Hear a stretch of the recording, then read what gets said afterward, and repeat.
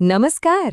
આપણે ક્યારે વિચાર્યું છે કે આપણા ઘર સુધી વીજળી પહોંચાડવા માટે પડદા પાછળ કોણ કામ કરે છે? એ છે ટ્રાન્સફોર્મર, પાવર ગ્રીડનો એક અદૃશ્ય હીરો. અને આ હીરોને પોતાનું કામ બરાબર કરવા માટે ઠંડુ રહેવું ખૂબ જ જરૂરી છે. તો ચાલો આજે આપણે ટ્રાન્સફોર્મરની આ કૂલિંગ સિસ્ટમ્સની દુનિયામાં ઊંડા ઉતરીએ. જુઓ, પાવર પ્લાન્ટથી લઈને આપણા ઘર સુધી ટ્રાન્સફોર્મર જ છે જે વીજળીના વોલ્ટેજને કંટ્રોલ કરે છે. તે વીજળીને લાંબા અંતર સુધી મોકલવા માટે વોલ્ટેજ વધારે છે અને પછી આપણા ઉપયોગ માટે તેને સુરક્ષિત સ્તર પર નીચે લાવે છે. આખી વીજળીની સિસ્ટમ ખરેખર તેના પર જ ચાલે છે. તો આજે આપણે શું જોવાના છીએ? આપણે શરૂઆત કરીશું કે ટ્રાન્સફોર્મર કેમ આટલું મહત્વનું છે, પછી તેની સૌથી મોટી સમસ્યા ગરમી વિશે જાણીશું અને પછી એક સરળથી લઈને સૌથી એડવાન્સ કૂલિંગ પદ્ધતિઓનું વિશ્લેષણ કરીશું. તો ચાલો શરૂઆત કરીએ. ટ્રાન્સફોર્મરને ઠંડુ કેમ રાખવું પડે એ સમજવા માટે પહેલાં એ સમજવું જરૂરી છે કે એ ખરેખર કામ શું કરે છે અને એ આપણા માટે આટલું જરૂરી કેમ છે. ટ્રાન્સફોર્મર મુખ્યત્વે બે કામ કરે છે. એક છે સ્ટેપ અપ, જે પાવર પ્લાન્ટમાં વોલ્ટેજ વધારે છે, જેથી વીજળી ઓછા નુકસાન સાથે સેંકડો કિલોમીટર દૂર જઈ શકે. અને બીજું છે સ્ટેપ ડાઉન, જે આપણા ઘર પાસેના સબસ્ટેશનમાં એ જ હાઈ વોલ્ટેજને ઘટાડીને આપણા ઉપયોગ માટે સુરક્ષિત બનાવે છે. પણ પાવરને આમ બદલવાની પ્રક્રિયામાં એક મોટું દુશ્મન પેદા થાય છે અને એ છે ગરમી. આ ગરમી ટ્રાન્સફોર્મરની કાર્યક્ષમતા અને તેના જીવન માટે સૌથી મોટો પડકાર છે. જુઓ, આ એક સાંકળ પ્રતિક્રિયા જેવું છે.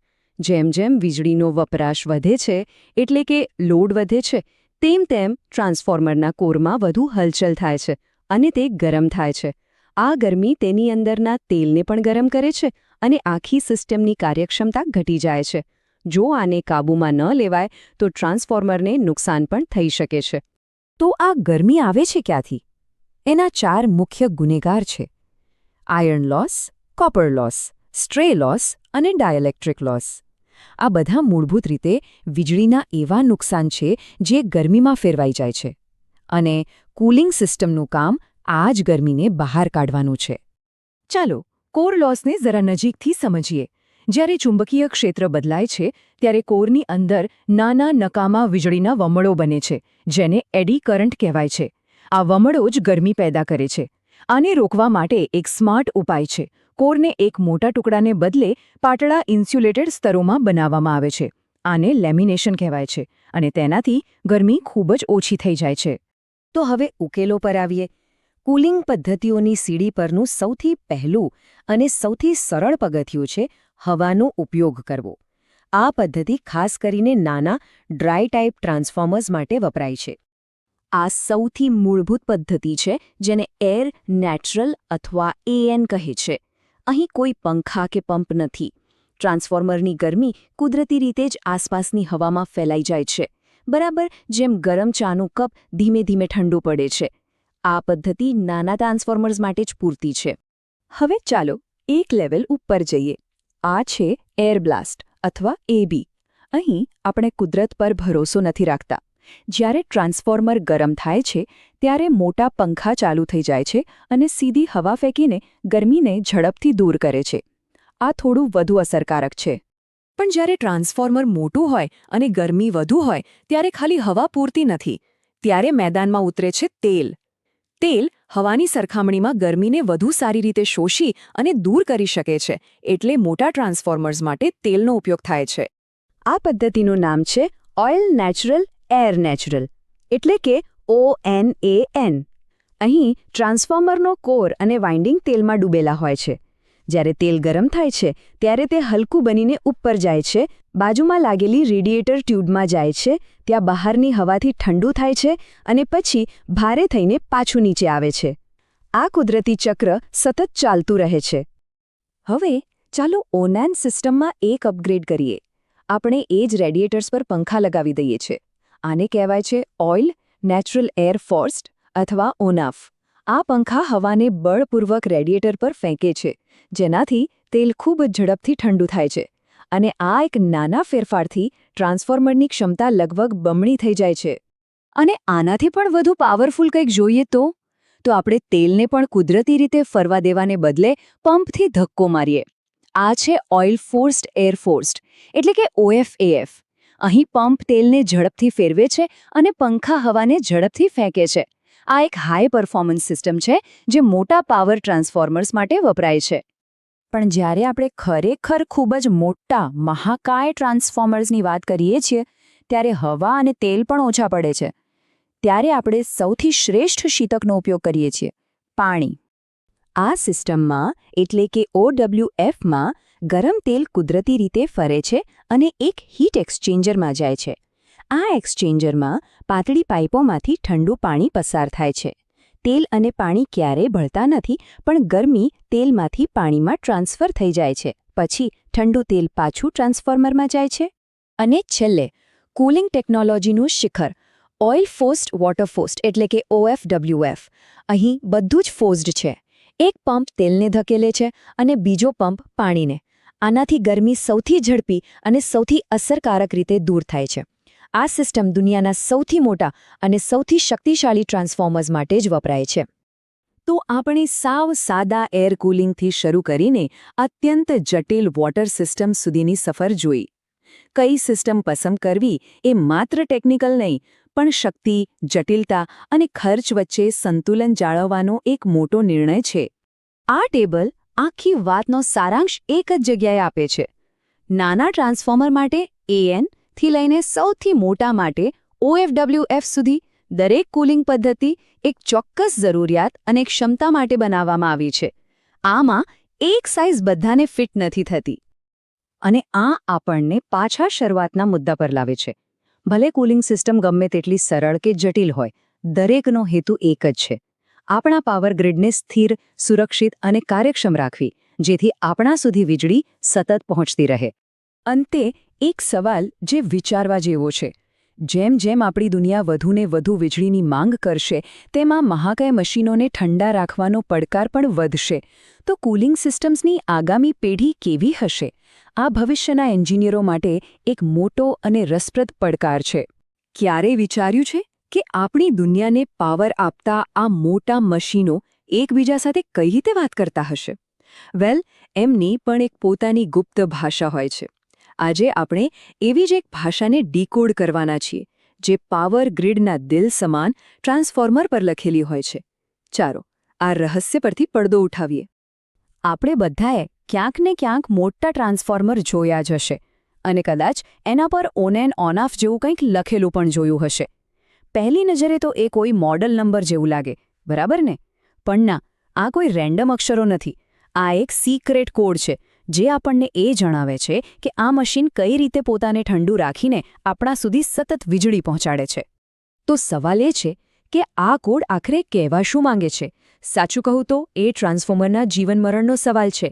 આ કોડ એની કૂલિંગ સિસ્ટમની ઓળખ છે, અને આ સમજવો એટલા માટે જરૂરી છે કારણ કે જો કૂલિંગ બરાબર ન થાય તો લાખોનું આ મશીન જોતામાં ભંગાર બની શકે છે. આ કોડ્સને ઉકેલીએ પહેલાં એ સમજવું જરૂરી છે કે મૂળ સમસ્યા શું છે.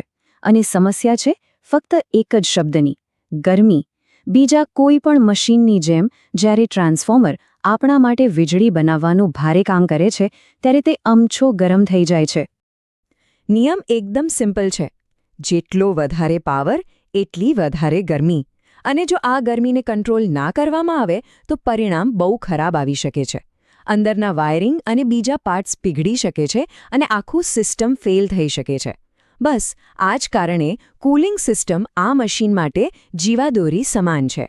તો એન્જિનિયરો આ ગરમીના રાક્ષસ સામે લડવા માટે શું કરે છે? એમણે મુખ્યત્વે 2 પ્રકારની ટેકનિક વિકસાવી છે. ચાલો, કૂલિંગના આ 2 મુખ્ય પરિવારોને મળીએ. એક છે ડ્રાય અને બીજું છે ઓઇલ. કૂલિંગની બધી જ રીતો આ 2 કેટેગરીમાં આવી જાય છે: ડ્રાય ટાઈપ અને ઓઇલી મસ્ડ. નામ પરથી જ ખબર પડી જાય છે, ખરું ને? એકમાં તેલ નથી હોતું અને બીજામાં ગરમીને ખેંચવા માટે એક ખાસ પ્રકારના તેલનો ઉપયોગ થાય છે. ચાલો, પહેલાં આપણે સિમ્પલ રીત એટલે કે ડ્રાય ટાઈપથી શરૂઆત કરીએ. ડ્રાય ટાઈપમાં સૌથી બેઝિક છે AN એટલે કે એર નેચરલ. આમાં કોઈ રોકેટ સાયન્સ નથી, ફક્ત સિમ્પલ ફિઝિક્સ છે. કોઈ પંખા નહીં, કોઈ તેલ નહીં. ગરમ હવા કુદરતી રીતે જ હલકી થઈને ઉપર જાય અને ઠંડી હવા એની જગ્યા લઈ લે. નાના નાના ટ્રાન્સફોર્મર માટે કુદરતની આ સરળ રીત જ પૂરતી છે. પણ જ્યારે ટ્રાન્સફોર્મર પર લોડ વધી જાય ત્યારે શું? ખાલી કુદરતી હવાથી કામ ન ચાલે. ત્યારે એન્ટ્રી થાય છે ABની, એટલે કે એર બ્લાસ્ટ. આમાં મોટા મોટા પંખા લગાવીને ગરમ કોઇલ પર સીધો જ ઠંડી હવાનો મારો કરવામાં આવે છે. આનાથી ગરમી બહુ જ ઝડપથી બહાર ફેંકાઈ જાય છે. નાના ટ્રાન્સફોર્મર માટે તો હવાથી કામ ચાલી જાય, પણ જ્યારે આપણે પાવર સ્ટેશન પર લાગેલા એવા મોટા ટ્રાન્સફોર્મરની વાત કરીએ, જે આખા શહેરને વીજળી આપે, ત્યારે હવા પૂરતી નથી. એના માટે આપણને એક સુપર કુલન્ટ જોઈએ, અને એ છે એક ખાસ પ્રકારનું તેલ. તો આ તેલ કામ કઈ રીતે કરે છે? ચાલો એની પાછળનું વિજ્ઞાન સમજીએ. એકદમ આપણા શરીરમાં લોહી ફરે ને, બસ એના જેવું જ છે. ગરમ થયેલું તેલ હલકું બનીને ઉપર તરફ જાય છે. પછી તે રેડિયેટરની પાઇપમાંથી પસાર થઈને ઠંડુ પડે છે અને ભારે બનીને પાછું નીચે આવી જાય છે. આ સાયકલ સતત ચાલતી રહે છે અને ગરમીને બહાર કાઢતી રહે છે. ઓકે, તો હવે આપણે બેઝિક સમજી ગયા છીએ. તો હવે સમય આવી ગયો છે પેલા ગુપ્ત કોડ્સને તોડવાનો. ચલો આ કોડ્સને ડીકોડ કરવાની ચાવી જોઈએ.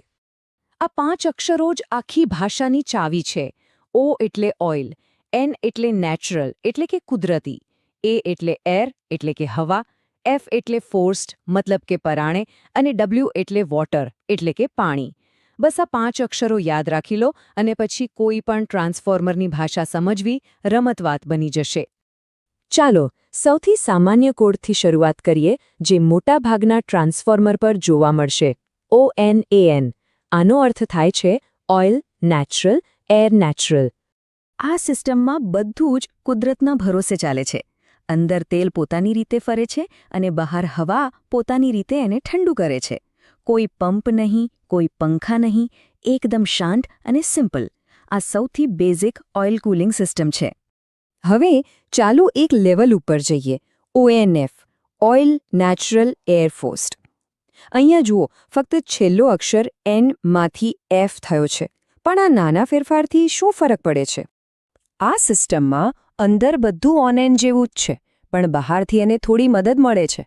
રેડિયેટર પર મોટા પંખા લગાવી દેવામાં આવે છે, જે હવાને પરાણે ફેંકીને તેલને જલ્દી ઠંડુ કરે છે. અને ખબર છે, ફક્ત આટલા નાના ફેરફારથી ટ્રાન્સફોર્મરની પાવર હેન્ડલ કરવાની કેપેસિટી લગભગ 25% વધી જાય છે. કમાલ છે ને? અને હવે આવે છે OFAF, oil forced air forced. અહીં કુદરત પર કોઈ ભરોસો રાખવામાં આવતો નથી. બધું જ પરાણે અને સ્પીડમાં કરવામાં આવે છે. જ્યારે પરિસ્થિતિ ગંભીર હોય અને એકદમ ફાસ્ટ કુલિંગની જરૂર હોય, ત્યારે OAFF મેદાનમાં આવે છે. અહીંયા અંદર એક પંપ તેલને જબરજસ્તી ફેરવે છે અને બહાર પંખા હવાને જબરજસ્તી ફેંકે છે. આ એક હાઈ પરફોર્મન્સ કુલિંગ સિસ્ટમ છે. પણ શું હવાથી પણ સારું કોઈ કુલન્ટ છે? હા, બિલકુલ છે. પાણી. અમુક સિસ્ટમમાં હવાની જગ્યાએ પાણીનો ઉપયોગ થાય છે, જેમ કે ONWF, oil natural water forced. અહીંયા રેડિયેટરની જગ્યાએ એક હીટ એક્સચેન્જર હોય છે. ગરમ તેલ પોતાની રીતે એમાં જાય છે, જ્યાં ઠંડા પાણીની પાઇપલાઇન એની બધી ગરમી શોષી લે છે. પાણી ગરમી શોષવામાં હવાથી અનેક ગણું વધારે સારું છે, એટલે આ સિસ્ટમ બહુ જ પાવરફુલ હોય છે. અને હવે રજૂ છે કુલિંગની દુનિયાનો રાજા, OFW, oil forced water forced. આ તો સમજો કે કુલિંગની દુનિયાનું સુપરકાર છે. અહીં પંપ તેલને પણ પરાણે ફેરવે છે અને પાણીના પ્રવાહને પણ પરાણે વહેવડાવવામાં આવે છે. આ સિસ્ટમ ફક્ત સૌથી મોટા અને સૌથી શક્તિશાળી ટ્રાન્સફોર્મરમાં જ વપરાય છે, જ્યાં ગરમીનું ઉત્પાદન અકલ્પનીય સ્તરે થતું હોય. વાહ, આપણે ઘણા બધા કોડ્સ જોઈ લીધા, નહીં?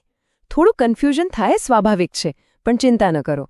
ચાલો આ બધી માહિતીને એક જ જગ્યાએ ભેગી કરી લઈએ, જેથી બધું એકદમ ક્લિયર થઈ જાય. તો આ રહી તમારી ક્વિક રેફરન્સ ગાઈડ. અહીં એક જ નજરમાં જોઈ શકાય છે કે કયા કોડનો શું અર્થ થાય છે, કયું માધ્યમ વપરાય છે અને એ કુદરતી રીતે ફરે છે કે પરાણે. આને તમારી પર્સનલ ચીટ શીટ સમજી લો. ભવિષ્યમાં જ્યારે પણ કોઈ ટ્રાન્સફોર્મર જુઓ, ત્યારે આ તમને ચોક્કસ કામ લાગશે. તો હવે આપણે પાછા ફરીએ આપણા મૂળ રહસ્ય પર. ONAONFનો અર્થ શું છે? હવે જવાબ એકદમ સરળ છે. જ્યારે લોડ ઓછો હોય ત્યારે ટ્રાન્સફોર્મર શાંતિથી ONN મોડમાં કામ કરે છે. પણ જેવો જ લોડ વધે અને ગરમી વધવા માંડે, એના પંખા ઓટોમેટિક ચાલુ થઈ જાય છે અને તે વધુ શક્તિશાળી ONF મોડમાં શિફ્ટ થઈ જાય છે.